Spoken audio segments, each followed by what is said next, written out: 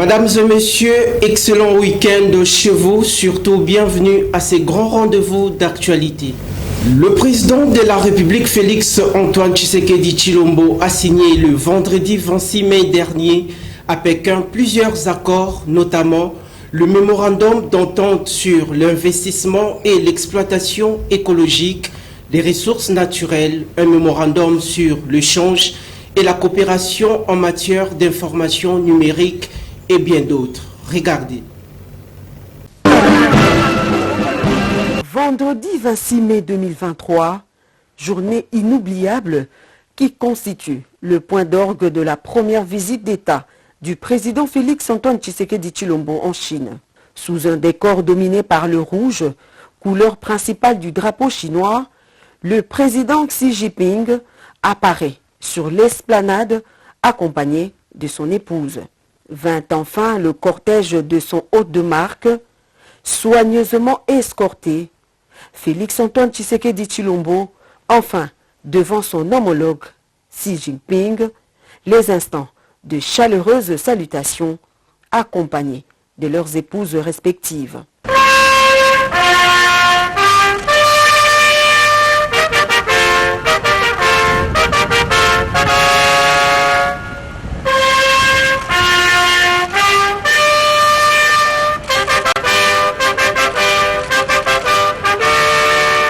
Les hymnes nationaux chinois et congolais retentissent sous le son percutant des 21 traditionnels coups de canon, suivis du passage des troupes en revue, des moments teintés d'une solennité sans pareille. La rencontre bilatérale tant attendue entre les deux chefs d'État se tient quelques minutes plus tard, une importante rencontre qui marque un tournant décisif dans l'histoire des relations sino-congolaises. Des relations qui aboutiront prochainement à la redynamisation d'un partenariat équilibré d'État à État. Au cours de ce premier face-à-face, le président Xi Jinping a dit sa solidarité au peuple victime des inondations à Calais dans l'est de la RDC et promet une aide humanitaire d'1 million de dollars pour assister les victimes de ces désastres. Au chapitre des accords, la République démocratique du Congo en rafle 5 au total. Le premier porte sur l'investissement dans les ressources et la coopération écologique. Le second est un protocole d'entente sur l'échange et la coopération en matière d'information et de la communication. Le troisième concerne le commerce et la coopération en matière d'économie numérique. Et le quatrième accord s'articule autour du financement et de la promotion du développement écologique. Enfin, la dernière signature est un accord de coopération entre la radio-télévision nationale congolaise et la chaîne nationale chinoise. Et après la cérémonie de la signature des accords entre le gouvernement congolais et la République populaire de Chine, le président de la République, Félix Antoine Tshisekedi Tshilombo, en compagnie de sa délégation, ont visité les différents sites touristiques de la Chine qui constituent un véritable héritage de l'identité culturelle du pays de Xi Jinping. Suivez ces reportages de nos confrères de la presse présidentielle. C'est une tradition qui résume l'âme des us et coutumes chinoises. Pour une visite officielle d'un chef d'État, les autorités chinoises suggèrent à leurs hôtes de marque un passage utile à des sites qui racontent l'histoire tumultueuse et glorieuse du vaste territoire chinois depuis la préhistoire. Le président de la République, Félix Antoine Tshisekedi Tshilombo, n'a pas dérogé à cette tradition en mettant à profit le deuxième jour de son séjour pour se rendre aux différents sites hautement symboliques lui proposés. Première étape, le mausolée de Mao Tse-tung qui accueille la délégation congolaise. C'est sur ce site hautement sécurisé que repose à jamais le leader emblématique et l'homme qui a forgé la Chine et a fait d'elle une nation forte et moderne. Un monument sépulcral situé en plein cœur de Pékin. C'est à cet endroit couvert de marbre qu'est exposé le corps embaumé de celui qui a dirigé des mains des maîtres la République populaire de Chine entre 1945 et 1976, année de sa mort. Occasion pour le couple présidentiel congolais de déposer sa couronne de fleurs sur le tombeau monumental du grand timonier avant de coucher quelques phrases sur le registre placé peu avant la sortie du mausolée.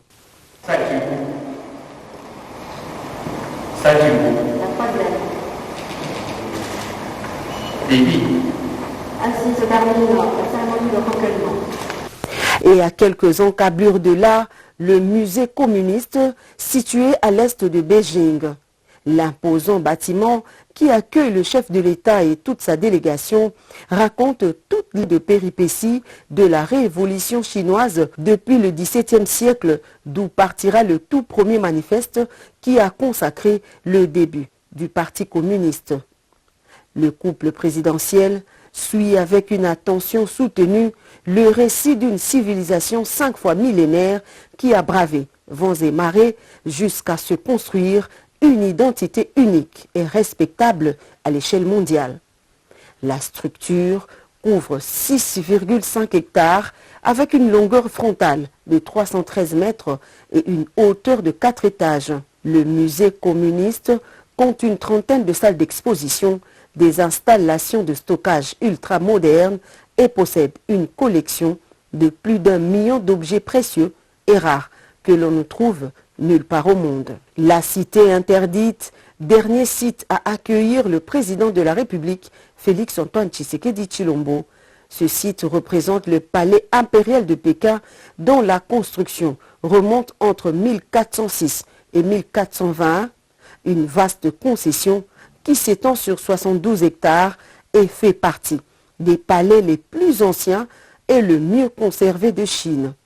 Cité interdite, résidence des empereurs chinois, de leurs familles et de ceux qui étaient à leur service. Son accès était strictement interdit au peuple et à toute personne ne faisant partie d'aucune lignée royale. Quittons le périple du chef de l'État en Chine pour parler du Conseil de ministres. Le Premier ministre Jean-Michel Samaloukonde a présidé le jeudi 25 mai dernier à l'immeuble Intelligent la traditionnelle réunion du Conseil de ministres. Au menu de cette importante réunion, le processus électoral et la situation sécuritaire en République démocratique du Congo. Suivez ces comptes rendus du ministre de Pétentique, Augustin Kibasa Maliba.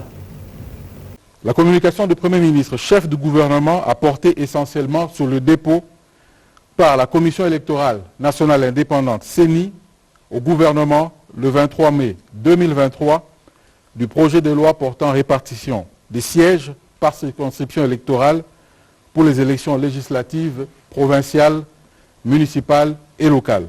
L'adoption de ce projet de loi est une étape importante dans la marche vers la tenue effective des élections générales dans notre pays cette année. D'où l'importance de ce point de l'ordre du jour qui justifie la tenue de la présente réunion extraordinaire du Conseil des ministres. Le gouvernement a apprécié à sa juste valeur cet effort déployé par la centrale électorale, à commencer par le renouvellement dans un temps record du fichier électoral. Le Premier ministre a invité les membres du gouvernement à réserver à l'examen de ce projet de loi la même célérité, non seulement pour obtenir rapidement un large consensus autour de ce projet, mais aussi pour permettre au Parlement un examen rapide dans le respect des délais. Il a insisté sur le caractère confidentiel que revêt le contenu de ce projet de loi avant son examen par le Parlement. De son côté, le ministre d'État en charge du budget, Aimé Boji, a fait part aux membres du Conseil du projet de loi de finances publiques et les réformes dans la comptabilité publique de l'État. Suivez une fois de plus Augustin Kibasa Maliba. Le ministre d'État, ministre du budget, a présenté pour un examen et adoption les textes du projet de loi modifiant et complétant la loi numéro 11/011 du 13 juillet 2011 relative aux finances publiques, telle que modifiée par la loi numéro 18/010 du 9 juillet 2018, rappelant qu'en dehors des préalables intrinsèques majeurs au budget programme déjà accompli, la migration dans le cadre de ce mode de gestion est également tributaire des actions de réforme transversales sans lesquelles son exécution ne sera possible. Ces réformes portent notamment sur la comptabilité publique, la rationalisation des cadres et structures organiques des administrations publiques, la déconcentration de l'ordonnancement et l'adaptation d'un système d'information des finances publiques. Ainsi, la modification et le complément de certaines dispositions de la loi précitée visent non seulement l'actualisation de ces derniers, mais aussi l'insertion de nouvelles dispositions permettant de prendre en charge des matières nouvelles ou celles qui avaient, en son temps, été escamotées. Il a été donc introduit dans la présente loi les modifications suivantes. L'ajout à l'article 3 des définitions des notions relatives au débat d'orientation budgétaire et la dotation. L'insertion de la dotation concernant les crédits des dépenses des institutions constitutionnelles, laquelle ne doit pas être soumise à la mesure de la performance contrairement au programme. La programmation du débat d'orientation budgétaire durant la session parlementaire de mars.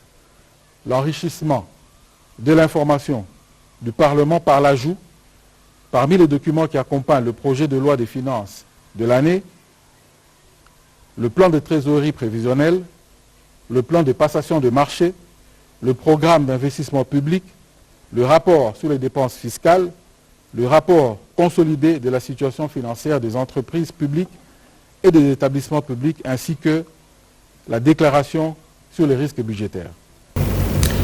Bien avant de présider la traditionnelle réunion du Conseil de ministres, le chef de l'exécutif national, Jean-Michel Samaloukonde, a présenté le vendredi 26 mai dernier à Goma une réunion élargie du Conseil de sécurité.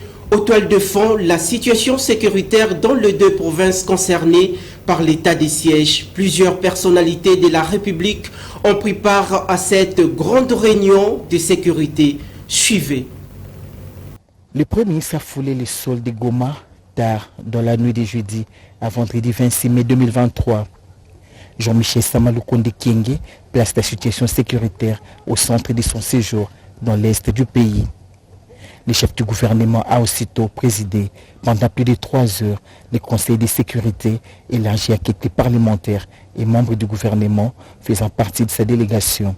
Avec le gouverneur militaire du Nord Kivu, Constant Ndima, il a été question d'évaluer la situation sécuritaire de la province avec les autorités politico-administratives locales. Nous lui avons peint la situation générale de la province. La situation sécuritaire en province du Nord Kivu reste très préoccupante suite à la guerre d'agression que nous subissons. Et aussi la situation humanitaire avec plus de 2000 déplacés de guerre.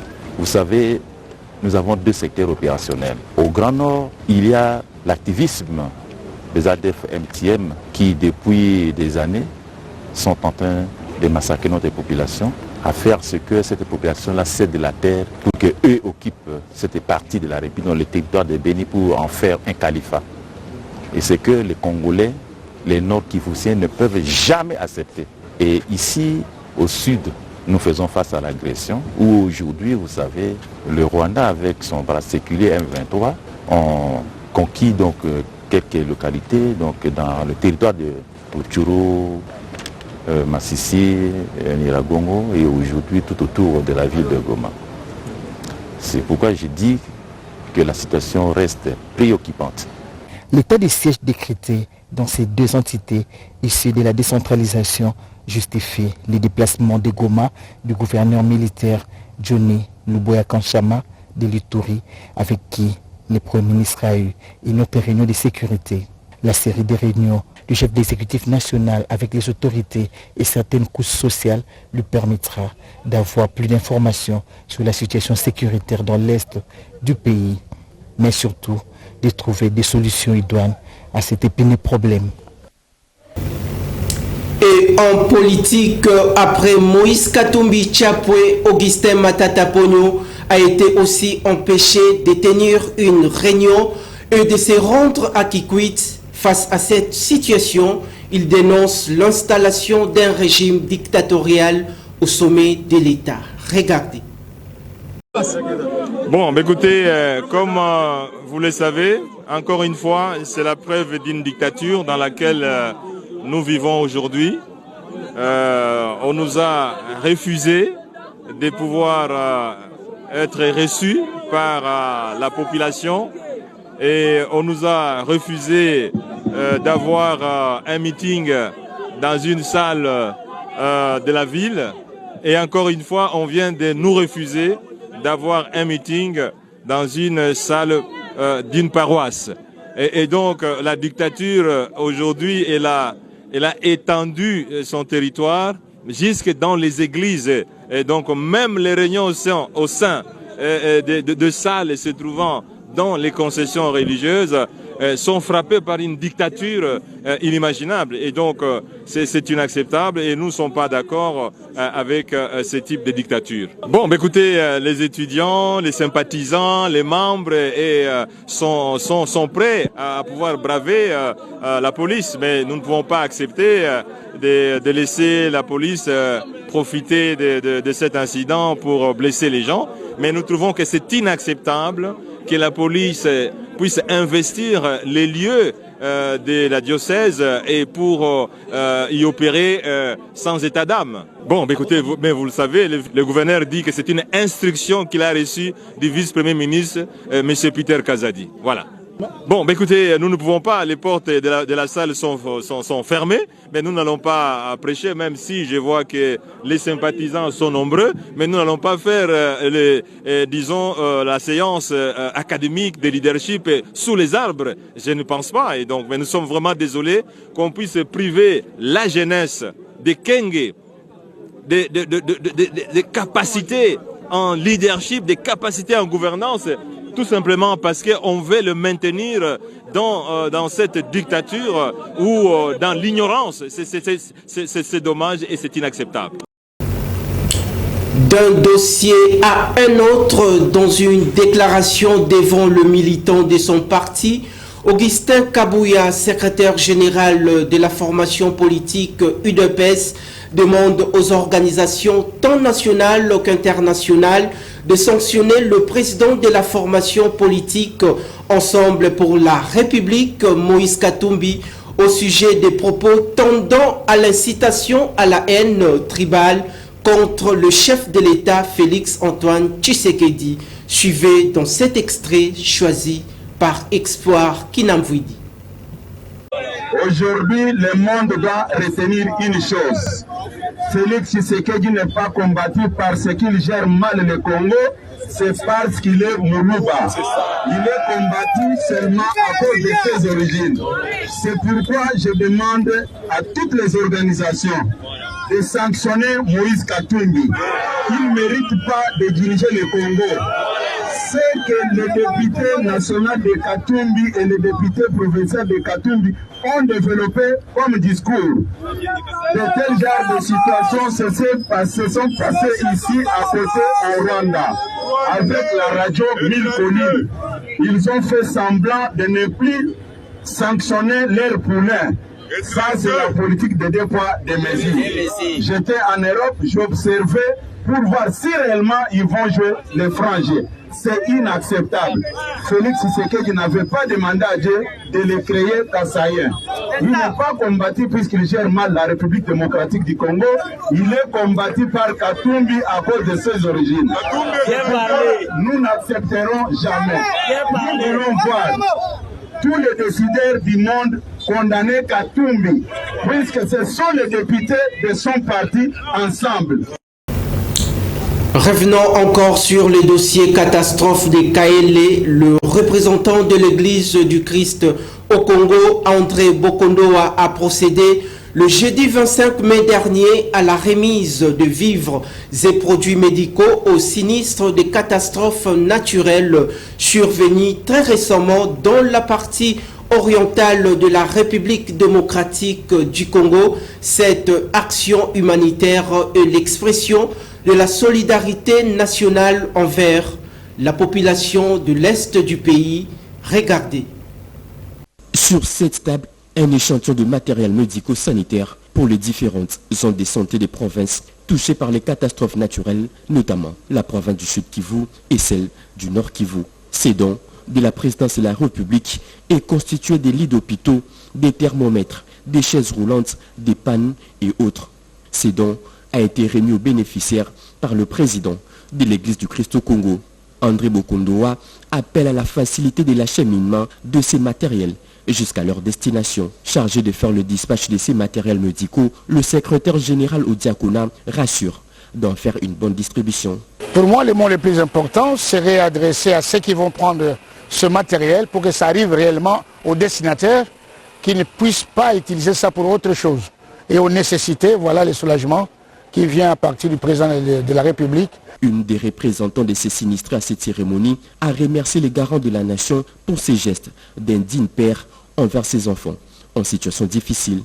Nous présentons nos sincères remerciements à l'Église du Christ au Congo, représentée par le révérend André Bokondoa. Aussi, par son canal, nous savons que ces remerciements vont directement atteindre le président de la République qui n'a pas tardé à compatir avec les populations en détresse à l'est de la République démocratique du Congo. Ces matériels serviront à la prise en charge des urgences sanitaires de la population de ce coin. Parmi ces urgences, les maladies potentiellement épidémiques, comme le choléra.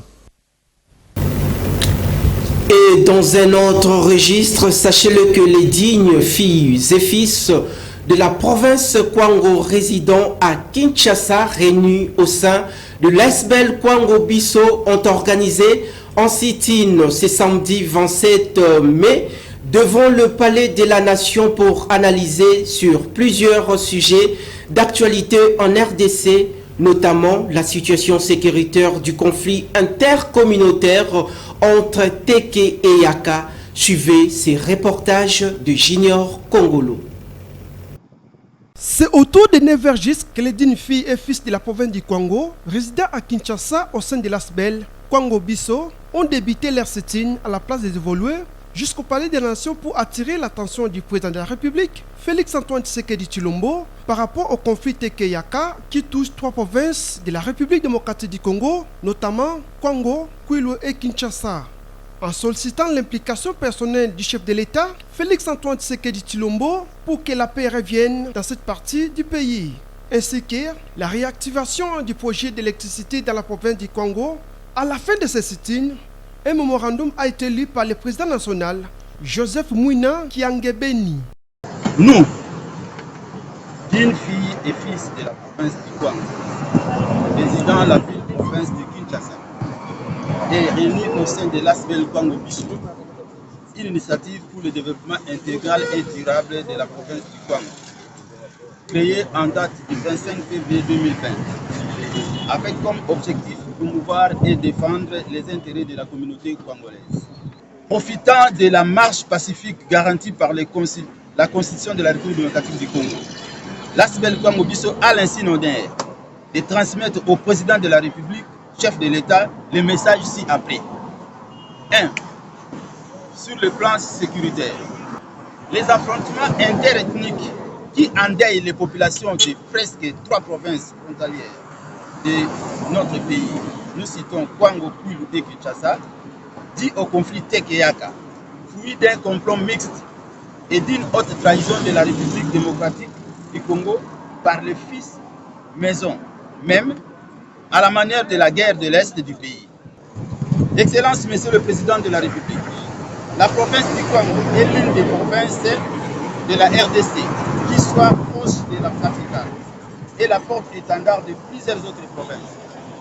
Profitant de cette occasion, ASBEL Kwango Bisso invite le président de la République, Félix-Antoine Tshisekedi Tshilombo, défouler les pieds dans cette province pour palper du doigt de la réalité sur terrain où le peuple est marginalisé. Parlons à présent des éliminatoires Cannes 2024. La conférence de presse du sélectionneur manager de l'équipe nationale congolaise est ajournée à lundi 29 mai prochain à 14h au siège de la FECOFA. À cet effet, la presse tant nationale qu'internationale est conviée à prendre part à ces rendez-vous de la publication de la liste des joueurs sélectionnés pour la rencontre Gabon-RDC prévue très prochainement à Franceville. Et enfin, le valeur nutritive, parlons-en. Sachez-le qu'il est riche en nutriments. Le pamplemousse booste le système immunitaire, peu calorique. Le pamplemousse regorge de nutriments utiles et des vitamines A et C. Il est aussi riche en fibres et en minéraux antioxydants puissants. La vitamine C protège les cellules de différentes bactéries et virus. D'autres détails de Ritemboa.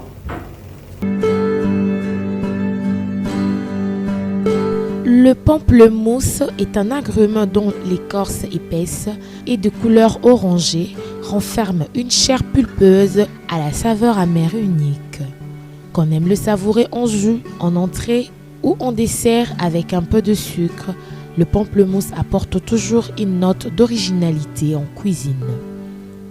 Côté nutrition, le pamplemousse est excellent grâce à sa faible teneur en sucre et à sa haute teneur en vitamines, minéraux et antioxydants.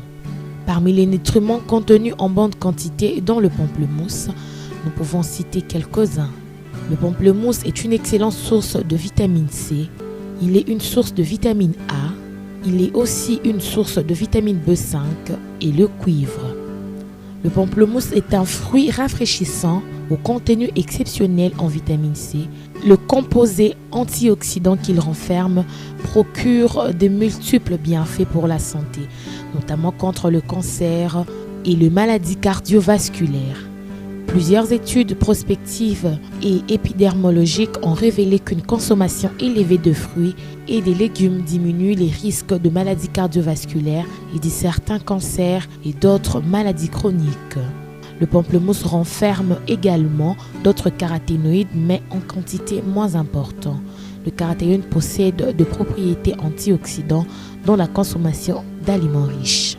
Plusieurs études ont démontré que la consommation d'agrumes, dont le pamplemousse, serait reliée à la prévention de certains types de cancers, comme les cancers de l'œsophage, le cancer d'estomac, les cancers du côlon, de la bouche et du pharynx. Selon l'une de ces études, une consommation modérée d'agrumes, soit de 1 à 4 portions par semaine, permettrait de réduire le risque de cancer touchant les tubes digestifs et à la partie supérieure du système respiratoire.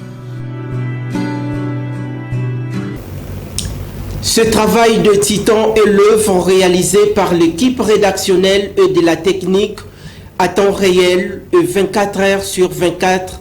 Kinactu TV reste à votre service.